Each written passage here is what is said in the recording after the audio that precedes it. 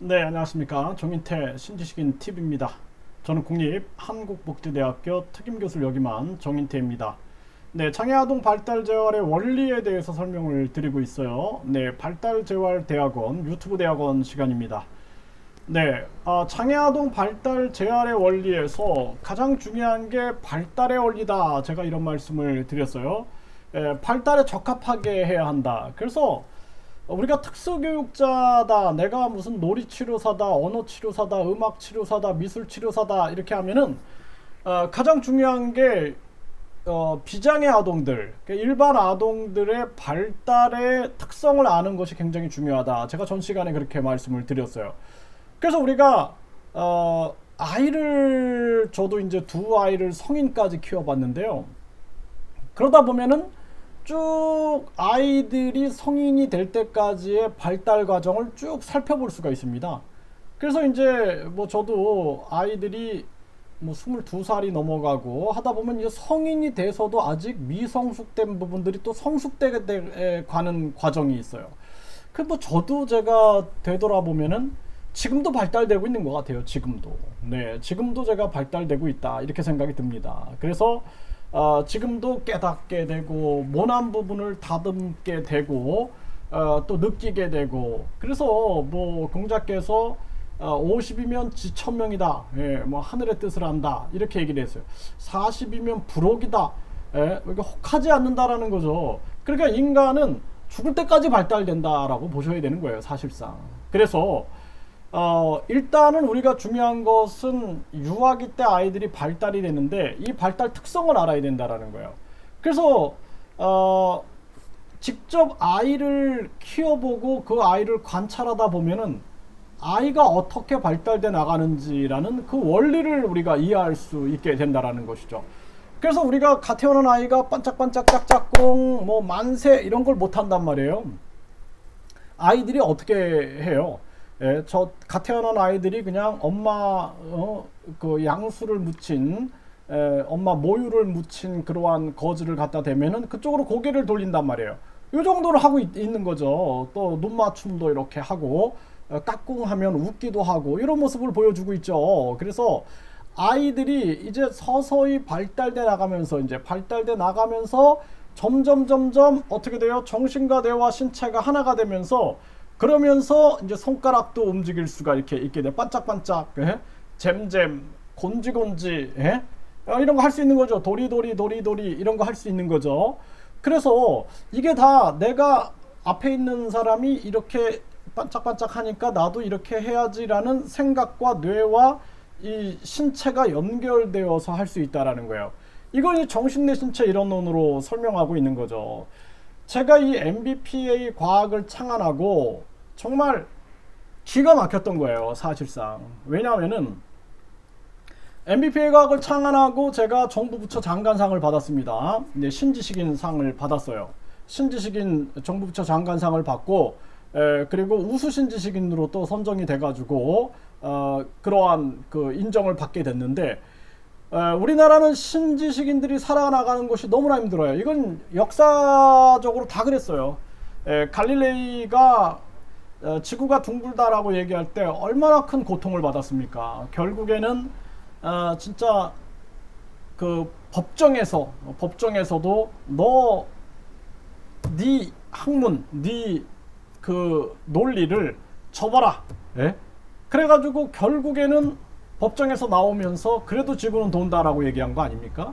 그러니까 역사는 어떻게 보면은 이 어떤 그 당대도 보면은 종교 권력과 정치 권력이 손을 잡고 진짜 지식 그리고 진리 또는 섭리를 과학적으로 밝혀냈던 그러한 과학자들을 굉장히 많이 억압했던 것이 사실이에요. 그러니까 갈릴레이가 죽고 나서 거의 뭐 몇백 년이 흐르고 나서 교황청에서 사과를 했다 그러죠. 양심 있는 진짜 그런 학자에게 그러한 당시에 진짜 가택을 연금을 하게 하고 진짜 사이비 이론으로 몰아가고 이런 것들에 대해서 사과한다. 이러한 부분들을 얘기하지 않습니까? 그러니까 제가 신지식인에 선정이 되고 나서 저도 고통을 많이 겪었어요. 네, 이 대한민국에서 유학파들이 자신들이 지식이 뛰어난 사람도 있고 그렇지 않은 사람도 있겠죠. 근데 제가 봤을 때는 저도 해외 생활을 해봤지만 언어라는 것은 굉장히 어려운 거예요. 이 학문이나 철학은 언어의 깊은 세계로 들어가서 그 학문을 전개내는 것인데, 그들이 과연 얼마나 깊이 있는 그 영어라든지 뭐 예를 들어 독일어다 그러면은 그런 언어를 가지고 얼마나 깊은 정신의 세계를 누렸는지 저는 그거는 공감할 수가 없습니다. 그리고 우리나라 훌륭한 사람이 없었나요? 세종대왕은 없었나요? 예, 뭐 광개토대왕은 없었고 주몽은 없었고, 예? 뭐 그런 분들이 안 계셨나요? 훌륭한 분들 참 많지 않았습니까? 네. 또 뭐 우리가 뭐 많은 현대 역사에도 보면은 훌륭한 분들이 많이 있어요. 그런데 꼭 외국의 학문만 중요한 것처럼 외국을 쫓아가고 이러한 자세가 별로 좋지 않다라는 거예요. 그래서 저도 진짜 신지식인으로서 이 MBPA 학문을 창안하고 제가 숱한 고난을 받았어요. 예, 근데 그 고난이 다 기득권들이 주고 있는 거예요. 그러니까 기득권들이 횡포를 부리는 겁니다. 횡포를. 그래서 지금 장애아동 발달 재활, 이 재활의 세계에서도 보면은 제가 봤을 때는 충분히 이 학문적으로 저랑 많이 논쟁을 하면 좋겠어요. 저는 진짜 언제든지 제가 받아들입니다. 예. 그래서 인신공격하지 말고 진짜 학문적으로 학자면 학자 학문으로 토론해야죠. 토론하면은 내가 이 원리를 정확하게 설명할 수 있습니다. 네, 그래서 장애아동 이 발달 재활의 원리에서 우리가 중요한 것이 이 발달의 특성들을 정확하게 알아야 되는, 0에서 12개월 발달 특성이 어떤가, 12에서 24개월 발달 특성이 어떤가, 24에서 36개월 발달 특성이 어떤가, 또 48에서 60개월 발달 특성, 60에서 72개월 발달 특성이 어떤가. 저건 제가 유치원에서 또 초등학교 이러한 학교 기관에서 또는 유아교육 기관에서 이 어린이들을 관찰하면서 참 신기하다라는 생각을 많이 했어요. 참 인간의 정신이라는 것이 이렇게 성숙해 가면서 단계적으로 변화되어 가고 있구나, 이러한 사실들을 보면서 뭐 예를 들어서 우리가 아이들하고 비행기가 됩시다, 비행기, 야 잘했어요, 이런 활동을 유아들은 즐거워해 있는데 초등학교 1학년 2학년들은 좋아하는데 3학년이 되면 아이들이 유치해요 뭐 이런 얘기를 하는 거예요. 그러니까 벌써 달라지는 거예요. 생각의 형태들이, 또 감정의 형태들이 굉장히 달라지는 모습을 봤습니다. 그래서 우리가 이 치료사들 또 특수교육자들은 일반 아동들, 비장애 아동들의 발달 특성을 정말 깊이 있게 이해하는 것이 굉장히 중요하고, 학문은 다 연결되어 있는 거예요. 학문은 다 연결되어 있는 거예요. 학문과 과학은 다 연결되어 있는 거예요. 또 이 학문과 과학과 우주의 원리, 자연의 원리는 다 연결되어 있는 거예요. 근데 그걸 깨달아야 되는 거예요. 그렇지 않으면은 우리가 서양 학문을 가지고 학문을 하면 할수록 나중에 여러분들은 내가 좁아지지 않았나 이런 생각을 하게 될 거예요. 왜 그래요? 교육학과, 일반 대학에서는 교육학과인데 대학원에 가면은 더 이걸 전문화시켜요. 그래서 뭐 유아교육학과, 유아교육 중에서도 나는 뭐 유아의 심리에 대해서 연구하겠다, 좁아졌죠? 또 박사에 가가지고 나는 유아의 심리 중에서도 무의식에 대해서 연구하겠다, 더 좁아졌죠? 그러다 보니까 생각이 좁아질 수밖에 없는 거예요. 이 서양 학문의 한계다. 동양과 서양의 학문이 융합을 해야 돼요. 융합. 하나로 연결되어 있다는 것이죠. 그러한 부분들을 이해해야 하는 거예요. 그래서 인간의 이 장애아동 발달 재활의 원리에서 발달에 적합하게 해야 한다. 그리고 또 하나는 뭐냐면 융합적으로 해야 한다는 거예요. 융합적으로. 인지, 정서, 사회성, 언어, 행동은 모두가 하나로 연결되어 있다는 거예요.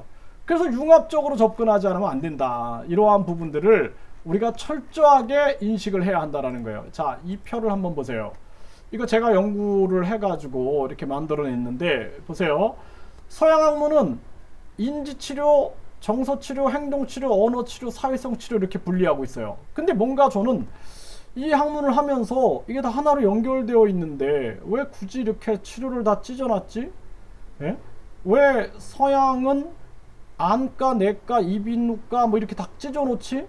학사, 석사, 박사로 올라가면 왜 자꾸 깊이만 들어가지? 예? 좁게 깊이 들어가지? 이런 것에 대해서 저는 굉장히 많은 의문을 가졌어요.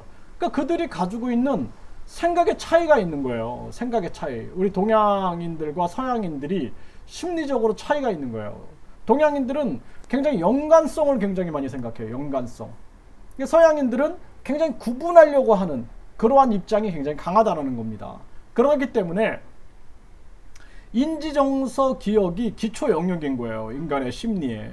이것이 언어와 행동으로 드러나는 거예요. 중간 영역이 되는 겁니다. 그래서 언어 속에 기억이 있죠. 인지가 있죠. 정서가 있는 거예요.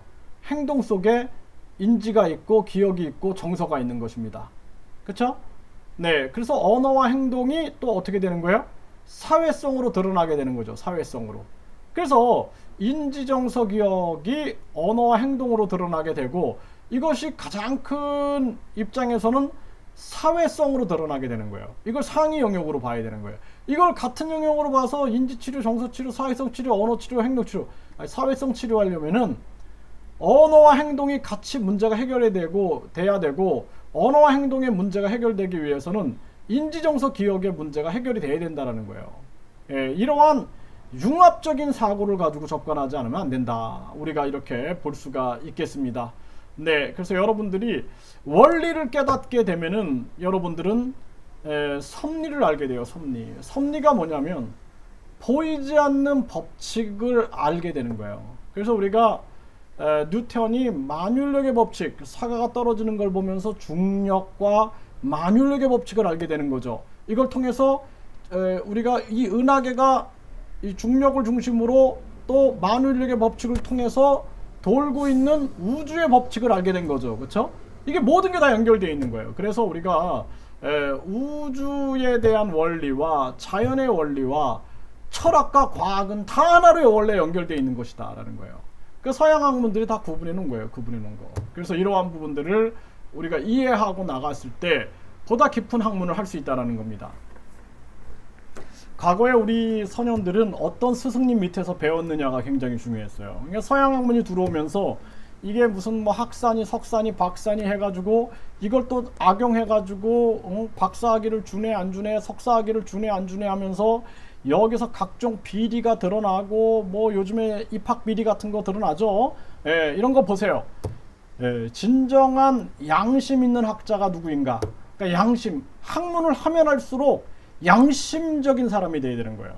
그런데 학문을 하면 할수록 다른 사람을 속인다, 다른 사람을 억압한다, 오만해진다, 그러면은 그건 학자가 아닌 거죠.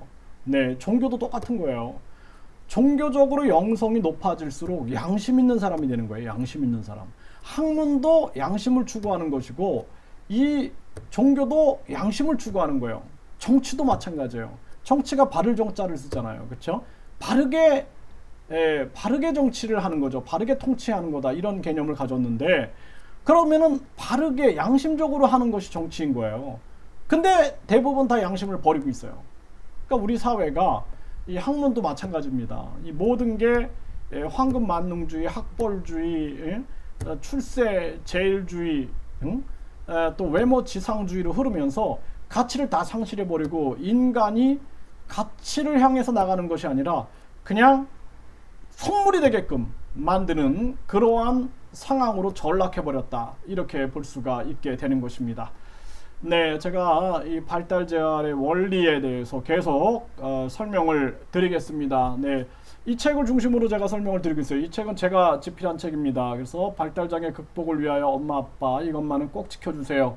네, 제가 간절한 마음으로 썼던 책인데 이 책의 내용을 중심으로 제가 여러분들께 좀 더 심도 있는 보수교육 또는 여러분들의 뭔가 수준을 향상시킬 수 있는 이러한 교육적 의미에서 지금 강의를 전개하고 있습니다.